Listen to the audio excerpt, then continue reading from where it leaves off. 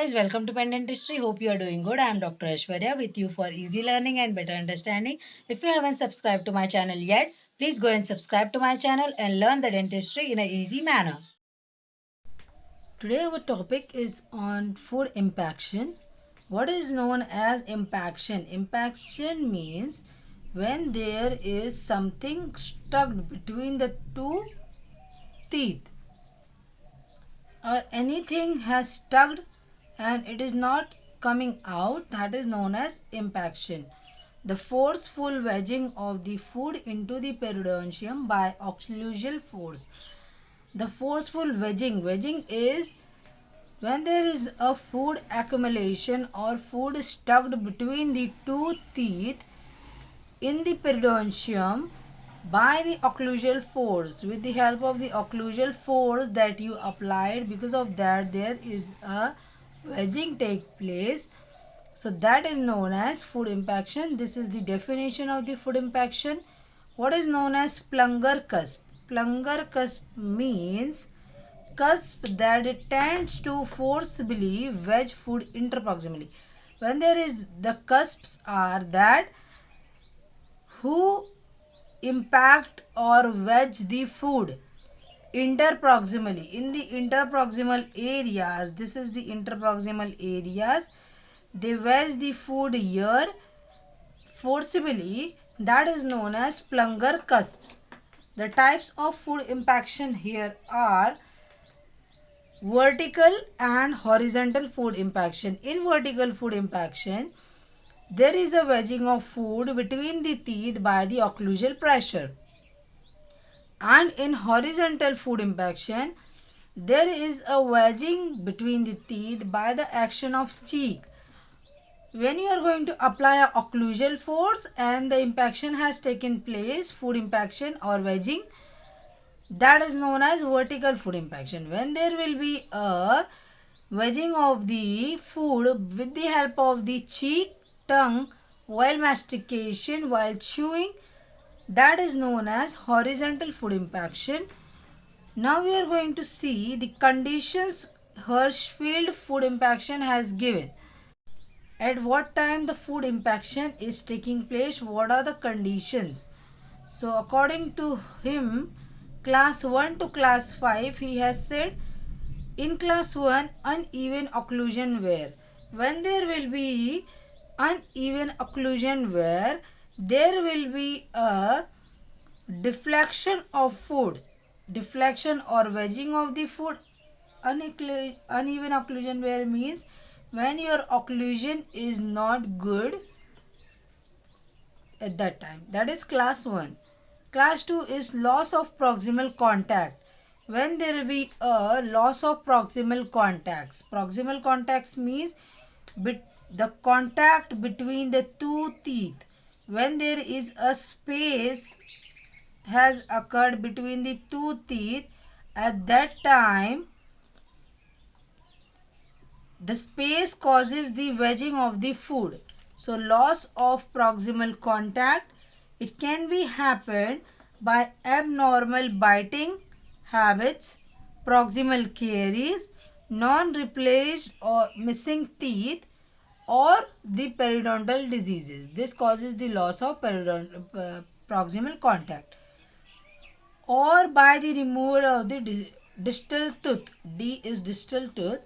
As I have told you, the missing tooth. If there is a presence of missing tooth adjacent to the this teeth, at that time there will be a wedging of the food or accumulation of the food takes place. Extrusion beyond occlusion plane. This is the third classification. Extrusion means if there is a over eruption or there is a displacement of the tooth, that is known as extrusion beyond occlusion. That means the occlusion plane is not occurring. Congenital morphological abnormalities. This is the class 4. If there is a congenital abnormalities present, that causes the food impaction. If there is a spacing present between the teeth, that causes food impaction. Improper constructed restoration. If you have constructed restoration such that there is a space present that accumulates the food or wedges the food, that covers under class 5. So this was the food impaction by Hirschfeld food impaction condition. According to him, he has classified 5 types, and the types of food impaction are vertical and horizontal. And symptoms, or you can say the sequelae of food impaction, is vague pain. There will be a vague pain radiating deep in jaw. The deep pain, deep radiating means walking pain, or it is occurring from, if there is a, this is the jaw, this is the mandible, and the pain has occurred here. It will going to radiate up to the ears or externally auditory meters, like that. So that is the radiating pain. Pressure and urge to dig the material between the teeth. The patient will going to feel that something he or she should put inside so that the material should come out, and the pressure and the pain should reduce. Gingival recession, there will be a presence of gingival recession because of the accumulation of the food. Gingival inflammation, as there is a accumulation of the food, the bacteria will going to grow, so inflammation will be there. Bleeding also will going to take place. Foul taste will be there in the mouth. Periodontal abscess, because of that accumulation and caries or inflammation, the periodontal abscess will going to create afterwards. Pedial inflammation, the pedial fibers will going to be inflamed.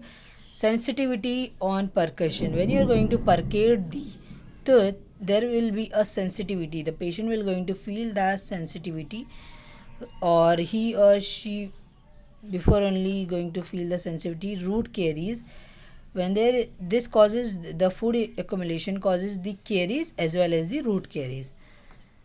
Okay, management, how you are going to manage this? Restoration or restoring the missing teeth. When there is as I have told you, when there is a presence of missing teeth, that causes the accumulation or wedging of the food, so that you are going to remove. You are going to place the bridge for that missing teeth. The restoration will be there. Recontouring occlusal and interproximal anatomy, you are going to recontour. That means if there is an interproximal defect or something is there, interproximal space is there, you are going to recontour the occlusion. All the occlusion of the teeth you are going to recontour, as well as the interproximal anatomy.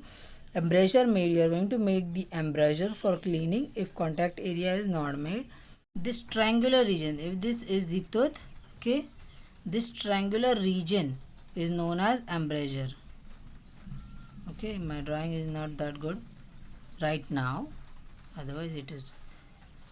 So this is the triangular region is known as embrasure, that you are going to make, and you will say the patient that you should clean it regularly.